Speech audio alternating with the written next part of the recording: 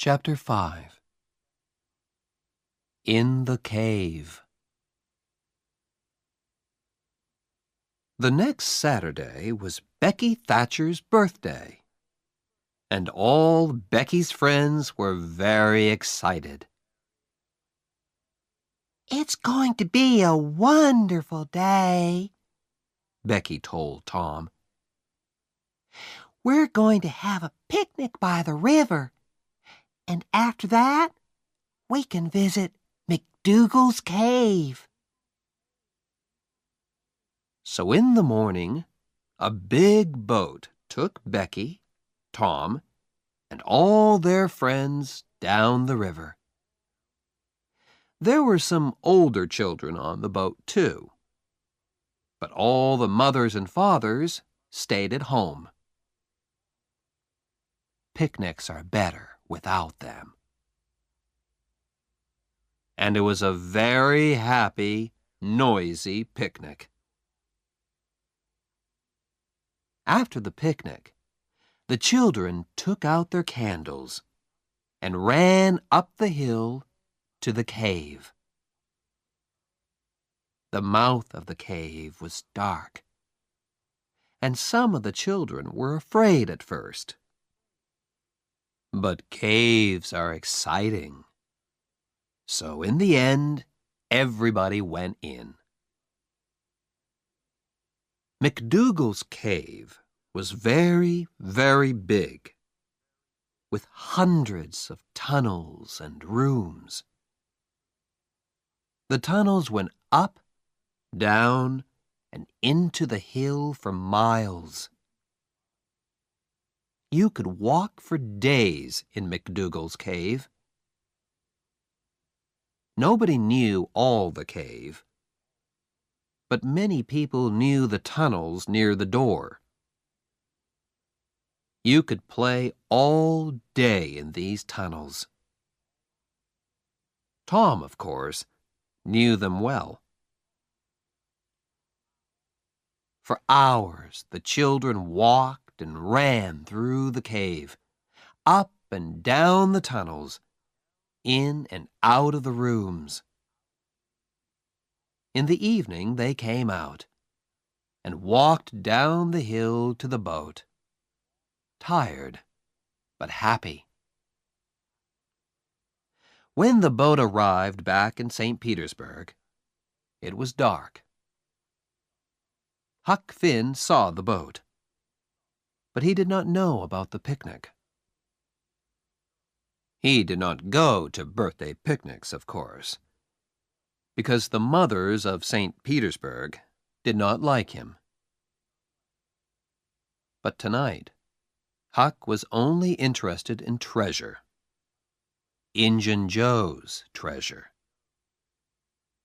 Injun Joe was in an old building by the river, and Huck waited in the street near the building.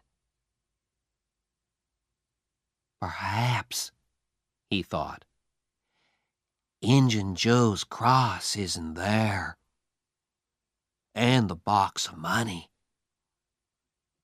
I must wait and watch. I can tell Tom about it tomorrow. But Injun Joe didn't come out. At midnight, it began to rain, and Huck waited all night in the cold street. In the morning, he could not move, and he could not speak. He felt cold, then hot, then cold, then hot again. Mrs. Douglas, a woman from the church, found him in the street. She took him to her home and put him to bed. And there he stayed for 2 weeks. He was very ill, and so he did not hear about Tom and Becky. But on Sunday morning, all St. Petersburg knew about Tom and Becky. because they were not on the boat when it came back to the village. Where were they? Were they lost in the cave? And were they alive or dead?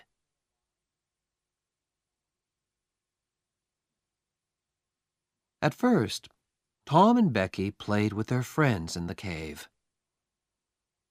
Then Tom wanted to go down a new tunnel, and Becky went with him. They walked and talked, and went into a second tunnel, then a third. Sometimes Tom put a mark with candle smoke on the tunnel wall. He wanted to find the mouth of the cave again. Then they came out of the tunnels into a big room. There were hundreds of bats in this room, and the candles woke them up. Tom took Becky's hand, and they ran into the nearest tunnel, with the bats behind them. But one bat hit Becky's candle, and it went out. The children ran and ran through the tunnels, and at last they got away from the bats. They stopped and sat down. Suddenly, it was very, very quiet. Where are we now, Tom? Becky whispered, afraid. I don't know, said Tom.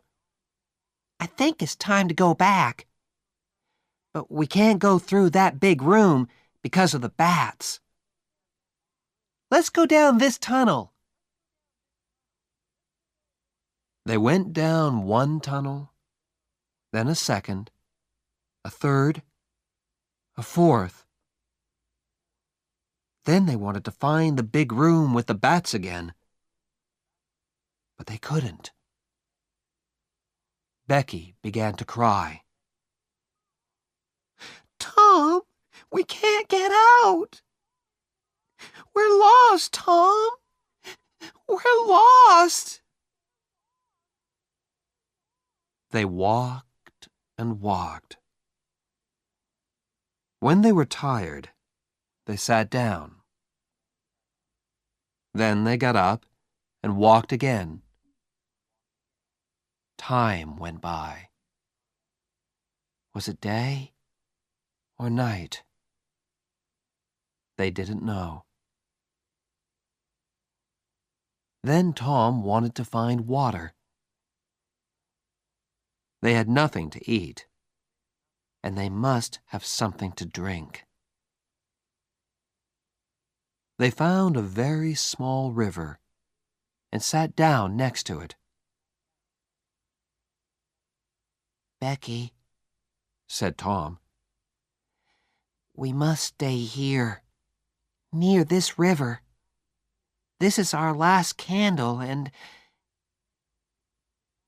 He did not finish, but Becky understood.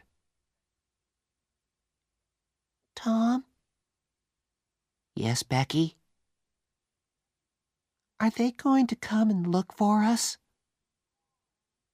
Of course, when the boat gets to St. Petersburg.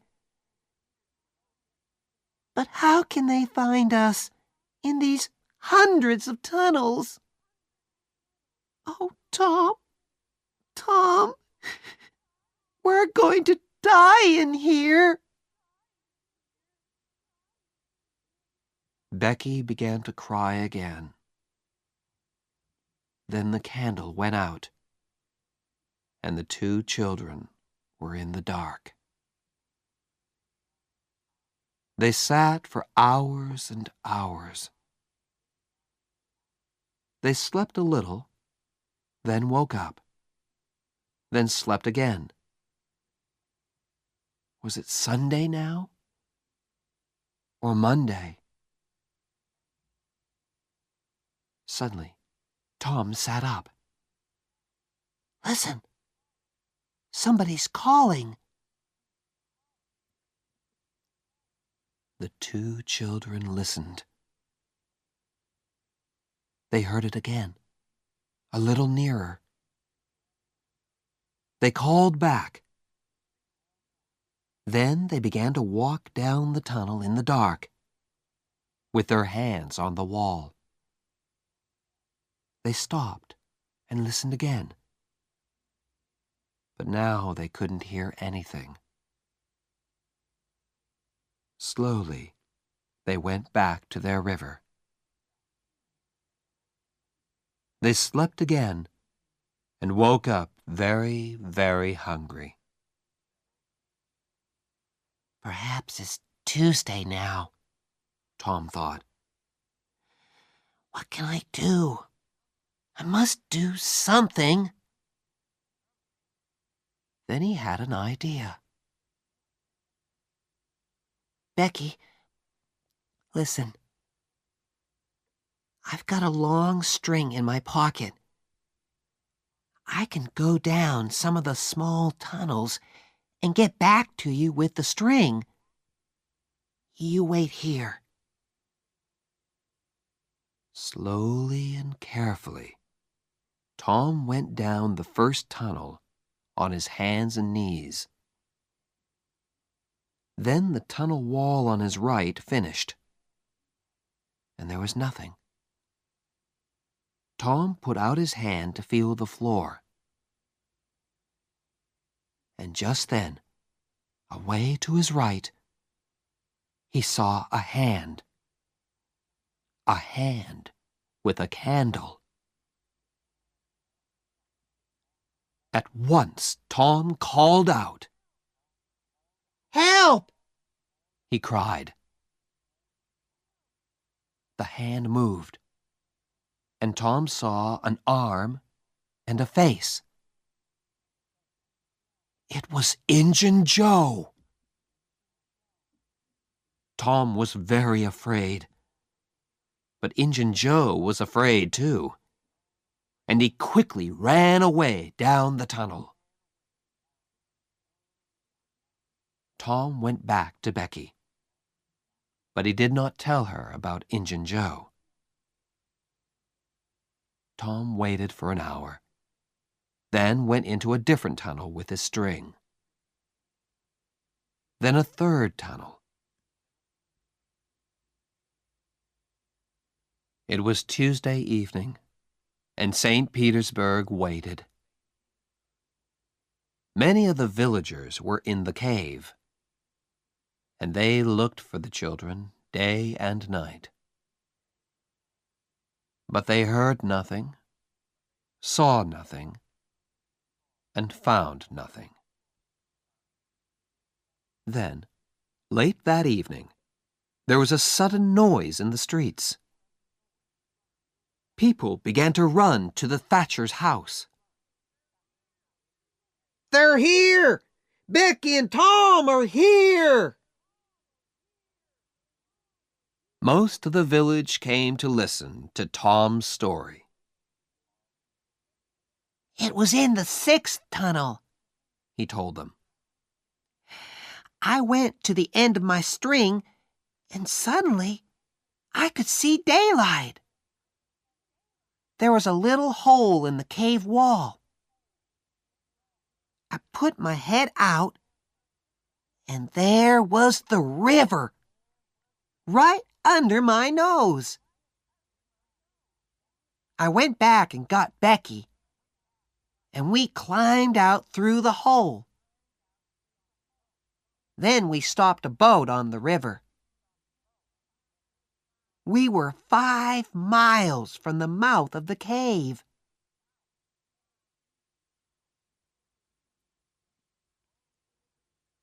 Tom was very tired after his 3 days in the cave, and he went to bed and stayed there for 2 days.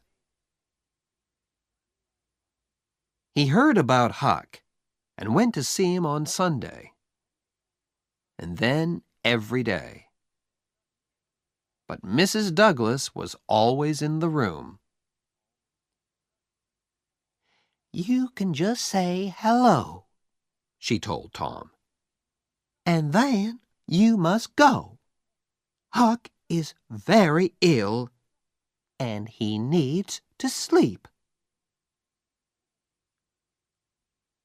So Tom could not talk about anything exciting, and he could not tell Huck about Injun Joe. One day, about 2 weeks after the picnic, Tom was in Becky's house, and her father came in. "Well, Tom," Mr. Thatcher said, "would you like to go back to the cave again one day?" "I'm not afraid of that cave," said Tom. Mr. Thatcher laughed. "There are a lot of people like you, Tom. But nobody's going into that cave again. There are big doors across the cave mouth now, and nobody can open them." Tom's face went white. "But Mr. Thatcher, Injun Joe's in that cave." An hour later, 50 men were at the cave, and they opened the doors. Injun Joe was on the ground, dead, his face to the door and his knife in his hand.